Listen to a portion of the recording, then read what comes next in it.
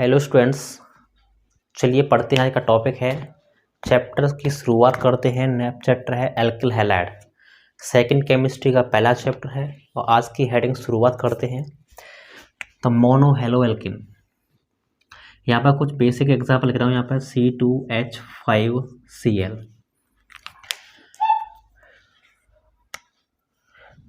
तो मैंने पिछले वाली वीडियो में बताया था आर क्या होती है आपकी, एल्किल होती है। क्या होती है आपकी, एल्किल। और आर कौन कौन से हो सकते हैं, single bond CH3, single bond C2H5, single bond C3H7। ये आपके सभी क्या हैं, एल्किल हैं। तो यहाँ पर देखो CH3 एक एल्किल है, C2H5 एक एल्किल है और यहाँ पर एक हैलाइड आया हुआ है, यानी एक Cl आया हुआ है। तो मोनो का मतलब होता है जिसमें हैलोजन एक आया हो। हैलोजन मैंने पिछले वीडियो में पढ़ाया था कि हैलोजन का मतलब क्या होता है, एक्स होता है। एक्स से संबंध व्यक्त करता है आपको एफ, Cl, Br, I। इन सब को क्या बोला जाता है, हैलोजन बोला जाता है। और मोनो वहाँ पर यूज किया जाता है जहाँ पर एक की संभावना हो। एक के लिए हम मोनो यूज करते हैं, दो के लिए डाई यूज करते हैं और तीन के लिए ट्राई यूज करते हैं। ठीक है,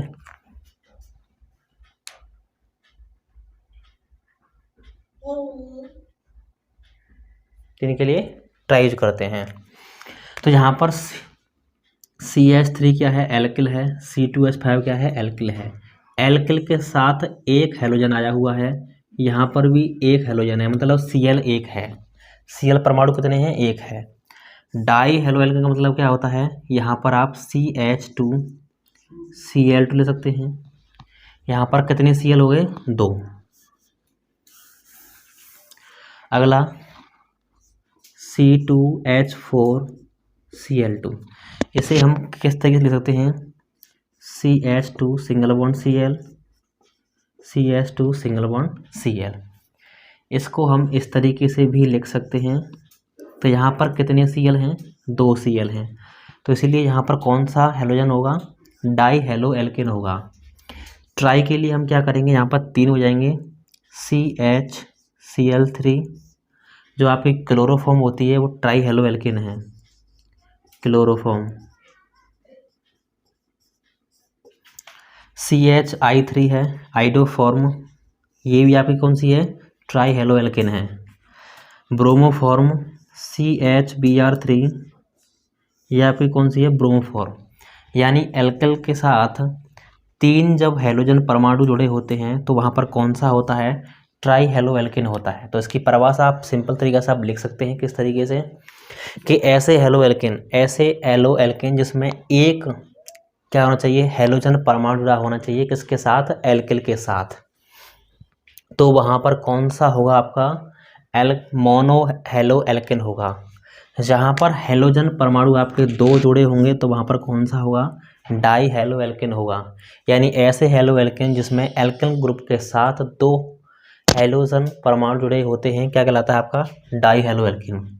इसमें एल्किल के साथ क्या होनी चाहिए, आपके तीन हैलोजन परमाणु जुड़े होने चाहिए, तो क्या कहलाता है आपका, ट्राई हेलो एल्किन। अगली हेडिंग चलते हैं।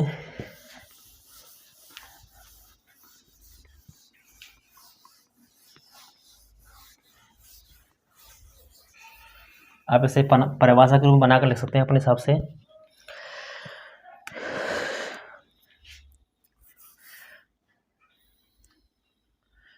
अगली हेडिंग आती है प्राथमिक, या इन्हें बोलते हैं 1 डिग्री। दूसरे होते हैं द्वितीयक, इन्हें बोलते हैं 2 डिग्री। तीसरे होते हैं तृतीयक,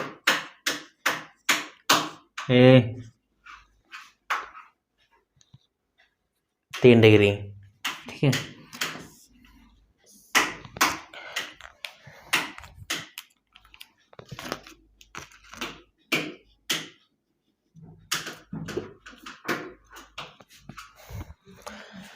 तो प्राथमिक एल्किल हैलाइड, यहाँ है द्वितीय alkyl halide, halide.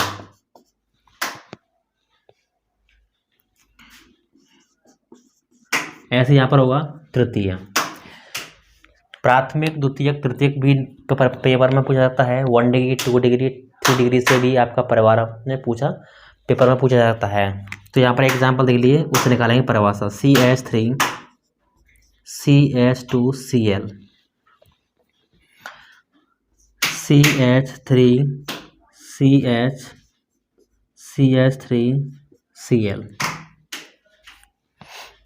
CH3 C single bond Cl CH3 CH3।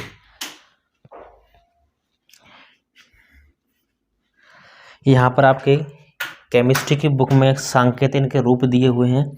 यहाँ पर इस तरीके से क्या दिया हुआ है, C single bond X H। चलो पहले एग्जाम समझते हैं। अब देखो, यहाँ पर जो हैलोजन है वो एक कार्बन से जुड़ा हुआ है और ये कार्बन भी एक कार्बन से जुड़ा हुआ है। यहाँ पर ये कार्बन एक कार्बन से जुड़ा हुआ है, लेकिन ये वाला कार्बन आपके 2 कार्बन से जुड़ा हुआ है। यहाँ पर जो Cl है, जिस कार्बन से जुड़ा हुआ है वह कार्बन 3 कार्बन से जुड़ा हुआ है। तो जब हैलोजन परमाणु एक कार्बन के जुड़ा हो, ठीक है, 1 डिग्री कार्बन जुड़ा हुआ हो, जब हैलोजन या हैलोजन परमाणु 1 डिग्री कार्बन जुड़ा हुआ हो एक सिंगल के साथ, 1 डिग्री कार्बन जुड़ा हुआ, तो क्या कहलाएगा, 1 डिग्री एल्किल हैलाइड कहलाएगा। जब कोई हैलोजन परमाणु द्वितीय कार्बन परमाणु जुड़ा हो, किससे, द्वितीय कार्बन परमाणु से, या 2 डिग्री कार्बन परमाणु जुड़ा हो, तो क्या कहलाता है आपका, द्वितीयक या 2 डिग्री एल्किल हैलाइड कहलाता है। जब Cl ग्रुप 3 डिग्री के साथ जुड़ा हो, यानी कि 3 कार्बन के साथ यहाँ पर जुड़ा हुआ है, तो यहाँ पर कौन सा होगा, 3 डिग्री यानी कि तृतीयक एल्किल हैलाइड कहलाएगा या 3 डिग्री एल्किल हैलाइड कहलाएगा। क्लियर है?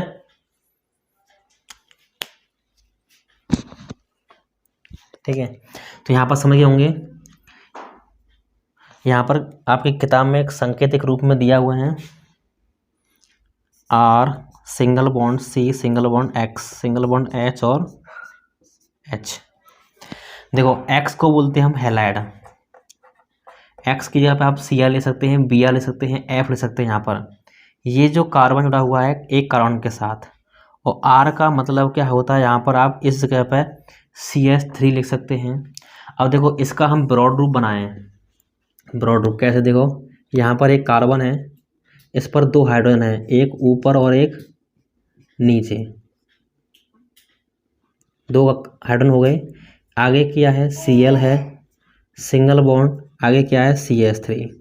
और मैंने आपको बताया था CH3 का नाम क्या होता है, R जो होता है वो 3 CH3 C2H5 C3H7 और C6H5 इन सब को व्यक्त करता है। तो इसकी जगह पर हम लिख सकते हैं R single bond C single bond H single bond H single bond X।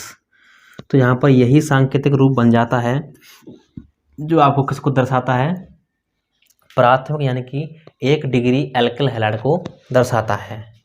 यहाँ पर इसका हम द्वितीयक डिग्री का सांकेतिक रूप बनाएं, तो यहाँ पर R single bond C single bond X single bond H, यहाँ पर हो जाएगा R डैश। यहाँ पर ये वही बात है, इसे बना लीजिए। देखो कैसे बनाएंगे, ये समझाने की दृष्टि से है, बाकी तो बहुत सिंपल है, बस लिखा दी परिभाषा और कुछ नहीं है। ये C हो गया, यहाँ पर एक H है, इसे बोलते हैं X। नीचे CH3 किसको व्यक्त करती है, R को, CH3 भी एक और R है, तो यहाँ डबल हो जाएंगे, तो एक R डैश ले लीजिए। तो इस तरीके से क्या होगा, 2 डिग्री हो जाएगा। इस वाले में क्या होगा, C सिंगल बॉन्ड X, एक R डैश हो जाएगा, एक R डबल डैश हो जाएगा, एक R ट्रिपल डैश हो जाएगा। तो यहाँ पर कितना होगा, 3 डिग्री हो जाएगा। यानी जो हैलोजन है वो जिस कार्बन जुड़ा हुआ है वह भी कार्बन क्या होना चाहिए, 3 कार्बन जुड़ा हुआ है तो 3 डिग्री, 2 जुड़ा हुआ है तो 2 डिग्री, और 1 जुड़ा हुआ है तो 1 डिग्री कार्बन कहलाएगा। तो यहाँ पर इसके बेसिक जो, अब यहाँ से आपके शुरू होते हैं IUPAC नाम। फिर इसकी बचती हैं विधि, 3 विधि हैं, उन्हें बारीक बारीक से पढ़ेंगे। सबसे पहले IUPAC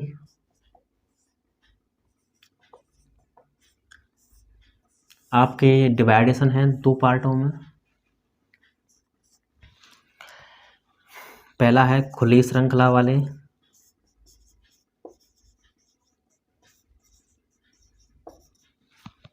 और यहाँ आएंगे आपके बंद श्रृंखला वाले।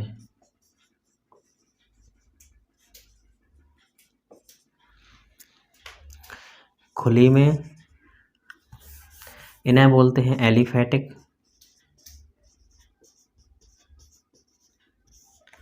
और बंद श्रृंखला को बोलते हैं एरोमेटिक।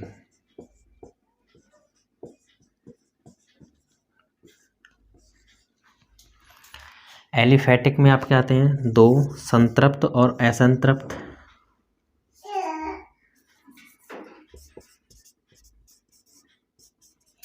संतृप्त हाइड्रोकार्बन, और यहाँ पर आता है असंतृप्त हाइड्रोकार्बन।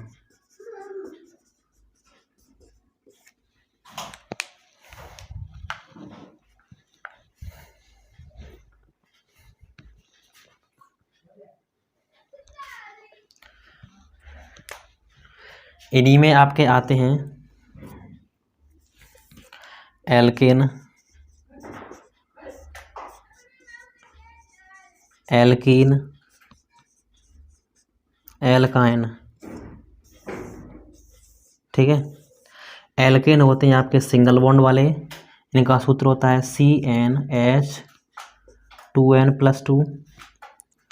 एल्कीन का सूत्र होता है CnH2n, इनका सूत्र होता है CnH2n-2। ठीक है, इसमें एक असंतृप्त है और 2 एल्कीन, एल्कीन, एल्काइन, इनके बारे में अभी पढ़ेंगे। एरोमेटिक में आपके होते हैं 2, यहाँ पर एक बनता है आपका साइक्लो, क्या बनता है आपका साइक्लो, एक बनता है आपका बेंजीन, इसका नाम बेंजीन है।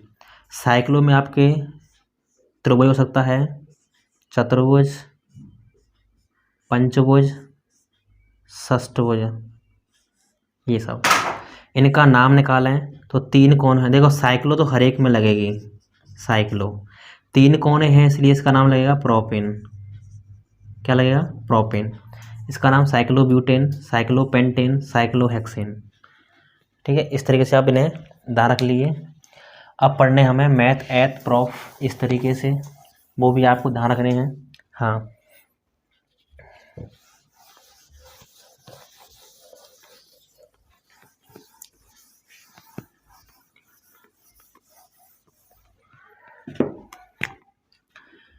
कार्बन की श्रृंखला आती है तो उसके लिए प्रतीक हम अलग अलग क्या लगाते हैं, एथ।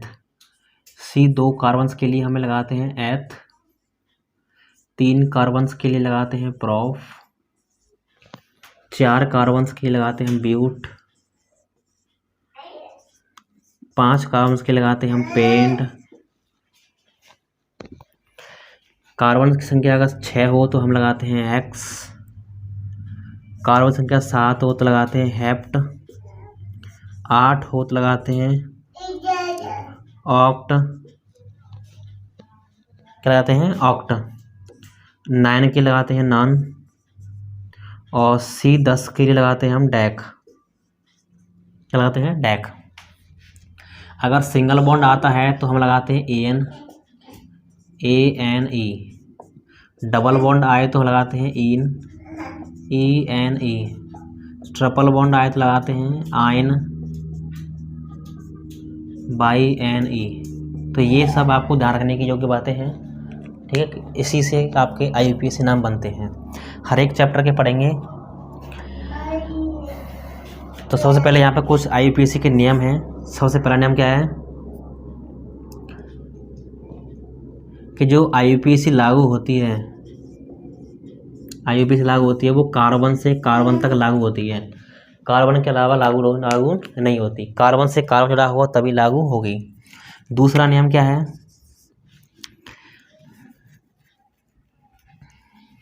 चलिए बाद में बताएंगे वो चीज़ें। अब एक आध क्वेश्चन सीख लीजिए आप। यहाँ पर कार्बन जो IUPAC डिपेंड है वो हाइड्रो और कार्बन पर है, यानी कार्बन होगा और आपका हाइड्रोजन होगा। पूरी IUPAC किस पर है, हाइड्रोकार्बन पर, यानी हाइड्रोजन और कार्बन। कार्बन का परमाणु क्रमांक कितना होता है, 6 होता है। पहले में आते हैं 2 इलेक्ट्रॉन और दूसरे में आते हैं आपके 4 इलेक्ट्रॉन। हाइड्रोजन में आते हैं 1, इसलिए 1। अब इसमें आप आपस में क्या करते हैं, ये बनाते हैं सहसंयोजी बंध, तो C1H है। अब अष्टक नियमानुसार सेकंड क्लास में कम से कम कितने इलेक्ट्रॉन होने चाहिए, 8 इलेक्ट्रॉन होने चाहिए। कितने, 8 इलेक्ट्रॉन होने चाहिए प्रथम क्लास को छोड़कर। तो 8 इलेक्ट्रॉन करने के लिए इस कार्बन को कितने इलेक्ट्रॉन की जरूरत है, 4 इलेक्ट्रॉन की।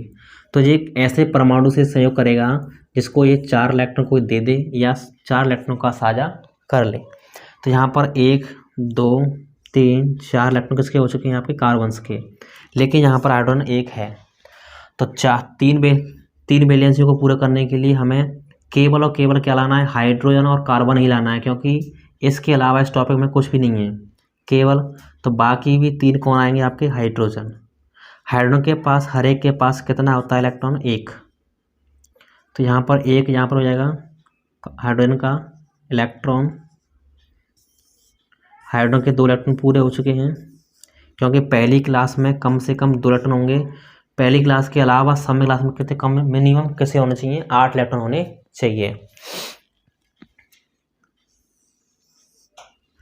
अब देखो CHHHH, हाइड्रोजन का 1 इलेक्ट्रॉन साझे में लगा हुआ है, तो कार्बन का भी 1 इलेक्ट्रॉन साझे में लगा हुआ है, मतलब साझेदार हुआ है 1 का। इन दोनों में भी सिंगल बॉन्ड का, इन दोनों में भी आप सिंगल बॉन्ड। और यहाँ पर नाम कैसे बनाएं, एक C के लिए हम क्या लगाते हैं, देखो यहाँ पर दिखाई दे रहा है आपको मैथ, क्या दिखाई दे रहा है आपको, मैथ प्लस। हर एक के बीच में आपको सिंगल बॉन्ड दिखाई दे रहा है, क्या है, सिंगल बॉन्ड है। सिंगल बॉन्ड के लिए हम क्या लगाते थे, AN। तो जब इन दोनों को कनेक्ट करेंगे तो यहाँ पर कुछ नाम निकल के आता है, मैथेन। क्या निकल के आता है, मैथेन निकल के आता है इस तरीके से बॉन्डिंग रूप में। तो हाँ, यहाँ आपको सिर्फ एक चीज़ याद रखनी है कि कार्बन की वैलेंसी कितनी होती है, 4 होती है। यानी कि 4 परमाणुओं को जोड़ने की क्या होती है, 4 हाइड्रोजन परमाणुओं को जोड़ने की इसमें प्रवृत्ति होती है, किसमें, कार्बन में। तो आपको यही चीज़ याद रखनी है बस कि कार्बन परमाणु की वैलेंसी कितनी होती है, 4 होती है। 4 नहीं है, अगर मान लीजिए सिंगल बॉन्ड के हैं तो 4 कनेक्ट होंगे। अगर मान लीजिए कोई डबल है तो आपके 2 कनेक्ट होंगे, तो C इस तरीके से और इस तरीके से। लेकिन जो बॉन्डों की संख्या आएगी वो हमेशा 4 ही आएगी, ठीक है।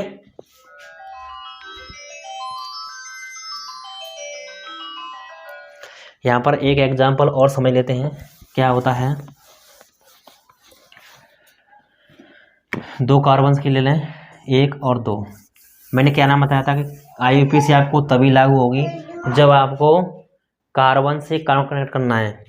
यानी सबसे पहला जो टॉपिक हम पढ़ेंगे वो पढ़ेंगे हम एल्केन। जितने भी क्वेश्चंस पढ़ेंगे वो एल्केन के पढ़ेंगे। एल्केन में क्या आता है, आपका सिंगल बॉन्ड आता है। सिंगल बॉन्ड का मतलब हमें कार्बन को कार्बन के साथ केवल सिंगल बॉन्ड से ही जोड़ना है, तो हमने जोड़ दिया। और बताता मैंने आपको जो कार्बन की बैलेंस होती है वो कितनी होती है, 4 होती है। 4 का मतलब है इसके चारों ओर 4 बॉन्ड आएंगे। तो यहाँ पर 1 2 3, 1 2 3। अब इन बैलेंसों को कौन पूरा करेगा, हाइड्रोजन, क्योंकि IUPAC क्या है, केवल कार्बन और हाइड्रोजन से संबंधित है। अब देखो 2C के लिए क्या लगाते हैं हम, एथ लगाते हैं। क्या लगाते हैं, एथ। कार्बन कार्बन के बीच में बॉन्ड कितना है, सिंगल है। सिंगल के लगाते हैं हम ANE, तो नाम क्या बनेगा, एथेन। सूत्र की बात करें तो C कितने हो गए, 2 है, H कितने हो गए, 3 और 3 6, तो इसका सूत्र क्या हो गया, C2H6 हो गया। क्लियर है। चलिए नेक्स्ट वीडियो में पढ़ेंगे इसके कुछ और महत्वपूर्ण क्वेश्चंस।